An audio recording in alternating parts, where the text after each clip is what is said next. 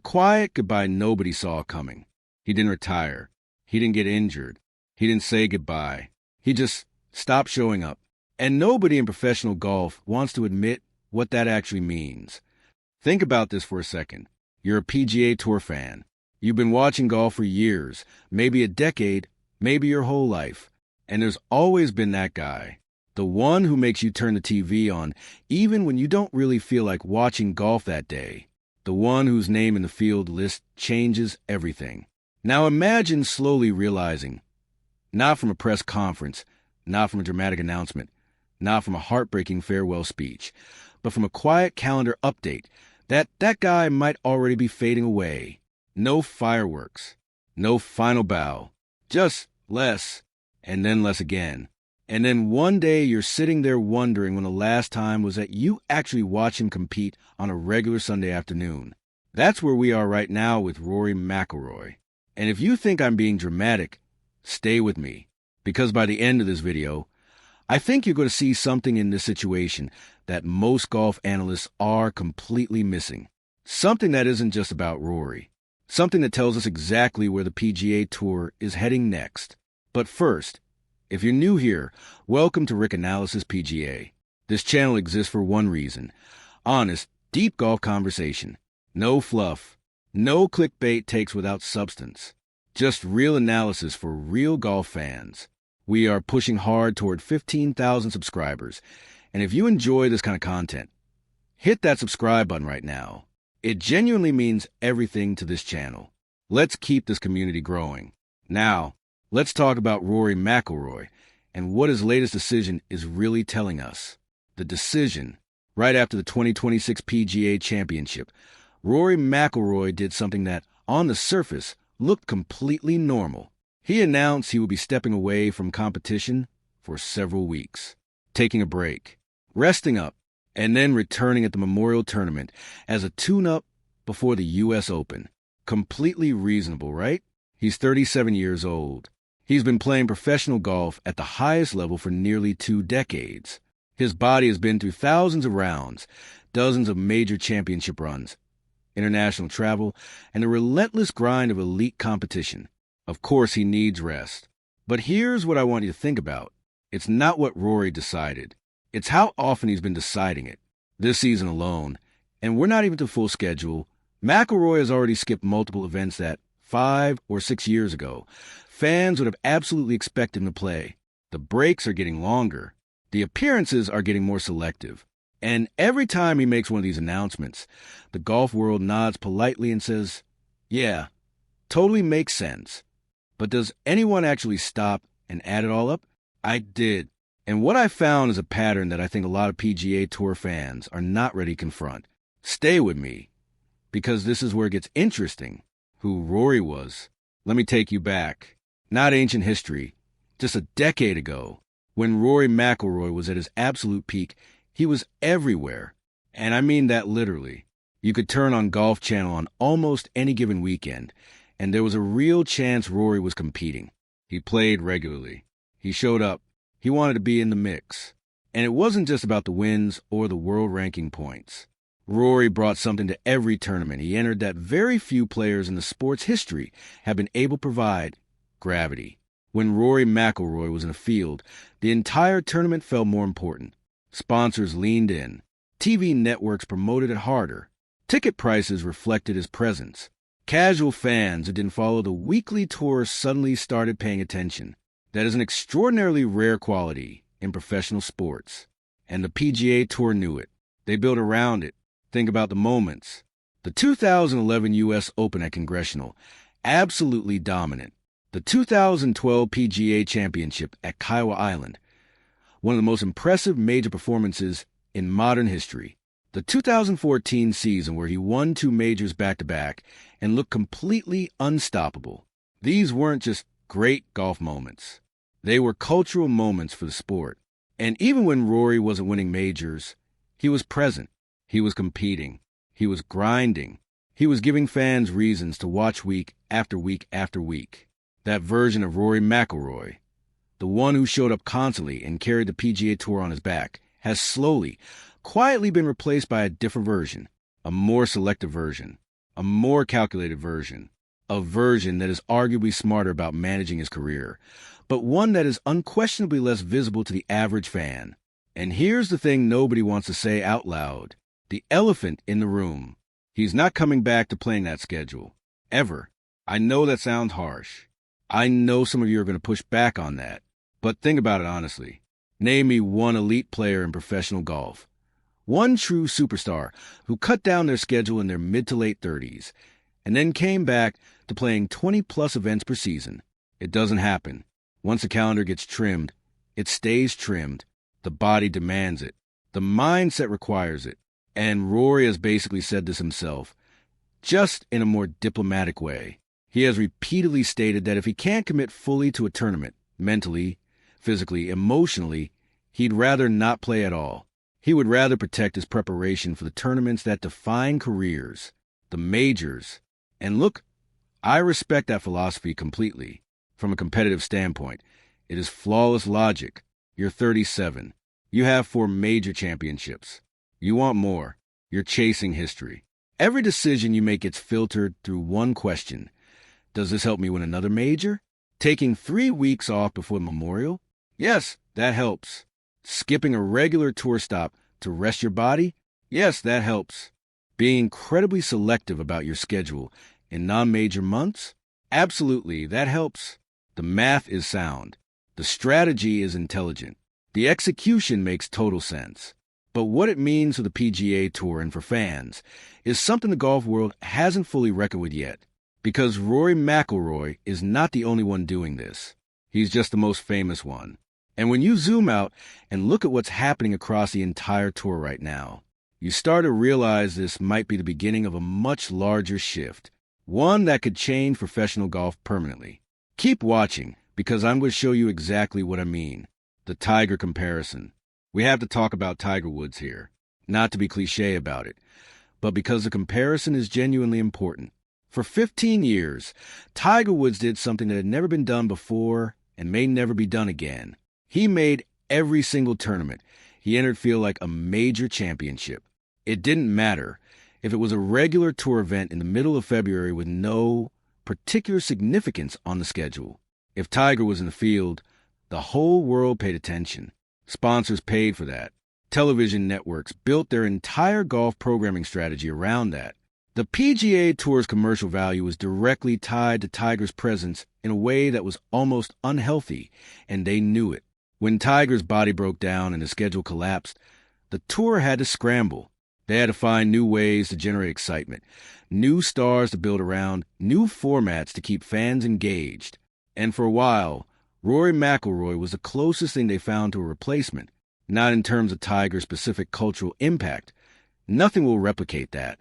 But in terms of a player whose presence alone elevated the product, whose name in the field list moved the needle, who brought viewers, sponsors, and energy wherever he competed. The PGA Tour has had roughly 15 years of Rory McIlroy filling that role. And now, slowly that era is shifting. So the question the tour needs to answer, and needs to answer soon, is who's next? Because right now, I'm not sure there's a clean answer. And that uncertainty is exactly why what's happening with Rory's schedule matters so much beyond just Rory himself. The bigger problem. Let me paint you a picture of what the PGA Tour looks like on a random Wednesday in late spring right now. You've got a solid tournament, good course, decent prize fund, some talented players in the field. But the names that casual fans actually know, Rory, Scottie, Scheffler, Jon Rahm, the genuine marquee stars, may or may not be there. Increasingly, they're not. And here's what that does.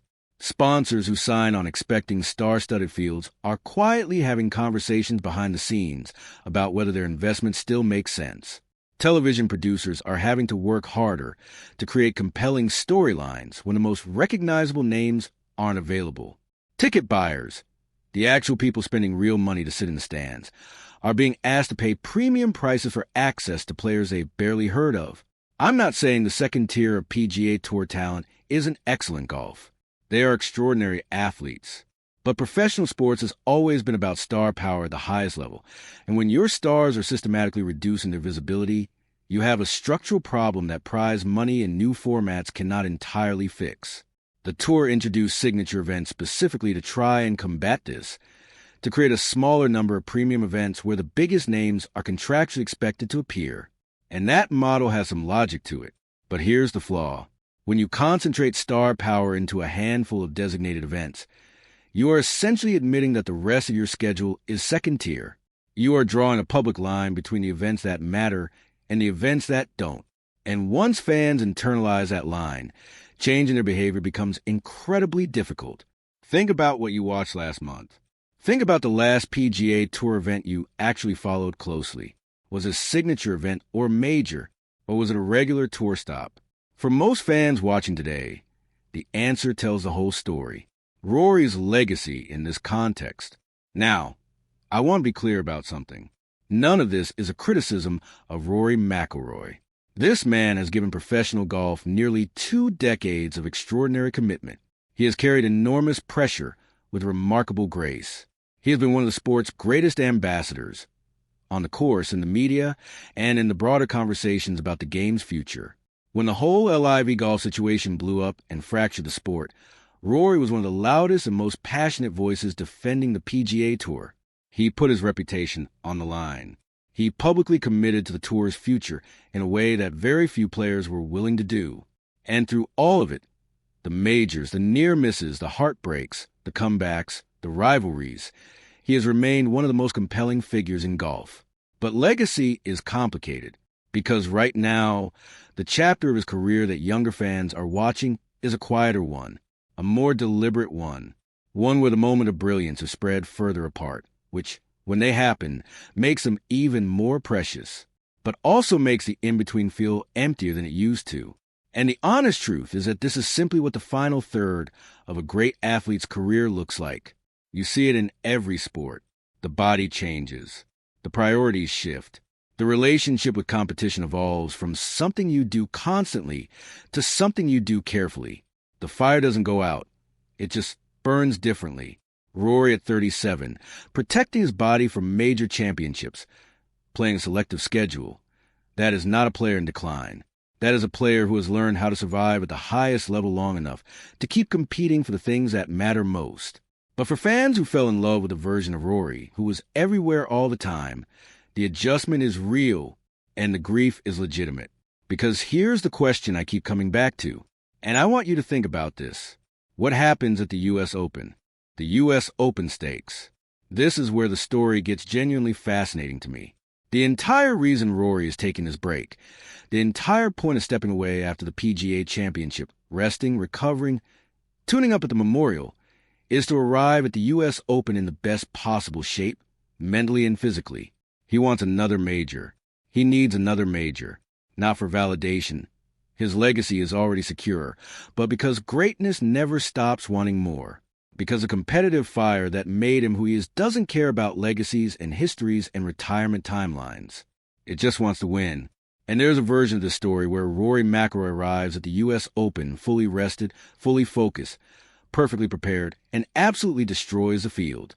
That would be the best possible conclusion to this chapter of his career. The calculated breaks paying off. The selective schedule justified. The strategy vindicated in the most public, dramatic way possible. But there's another version, too. A version where the breaks become more frequent, where the schedule gets thinner, where the windows between appearances grow longer and the anticipated comebacks don't quite deliver the way everyone hopes. Where the narrative gradually shifts from Rory as managing his career brilliantly to something much harder to say out loud. I don't think we're there yet. I genuinely don't. But I also think the 2026 U.S. Open is one of the most important tournaments of Rory McIlroy's entire career. Not because one result defines a legacy, but because the way this stretch of his career unfolds will say a great deal about what chapter we're actually in right now. And fans are watching closely. There's something else going on here, though. Something about the PGA Tour's future that most people are not talking about. And I've been saving it for right here, because this is a part that I think will genuinely surprise you, where the tour goes next. The PGA Tour is an inflection point. The LIV situation reshaped the conversation about player power, schedule demands, and what elite golfers actually owe to the tour that built them. The signature events experiment tried to solve the star power problem by consolidating it. The major championships continue to dominate in a way nothing else in professional golf can match. And now, quietly, the tour faces a question that has no easy answer. What does the product look like when the generation that carried it, Rory, Rahm, and a group of stars who dominated the last decade, gradually moves into the final phase of their careers? Scottie Scheffler is brilliant. He may be the best ball striker alive right now. But golf needs more than one star. It needs constellations. It needs competing narratives, different personalities, storylines that draw in fans who don't already follow the sport obsessively. The next generation has talent. But turning talent into the kind of cultural gravity that Rory McIlroy carries, that takes time. That takes major championships. That takes moments. And moments cannot be manufactured on a schedule. The PGA Tour's challenge over the next 5 years is finding a way to make the in-between compelling again, to make regular events feel important, to give fans a reason to invest emotionally in players who haven't yet built that decades-long connection. It is a solvable problem, but it requires honesty about what the problem actually is. And that starts by acknowledging what Rory McIlroy's changing schedule is really telling us. So, let me bring it all the way back to where we started. Rory McIlroy taking a few weeks off before the Memorial Tournament. On its own, that's nothing. A routine decision by an experienced professional managing his career intelligently. But as a symbol, as a signal of a larger shift, it's worth paying attention to. Because the PGA Tour built an enormous amount of its recent identity around a player who showed up everywhere, competed relentlessly, and made the sport feel alive every single week. And that player, that version of that player, is slowly, naturally, inevitably moving into a different phase.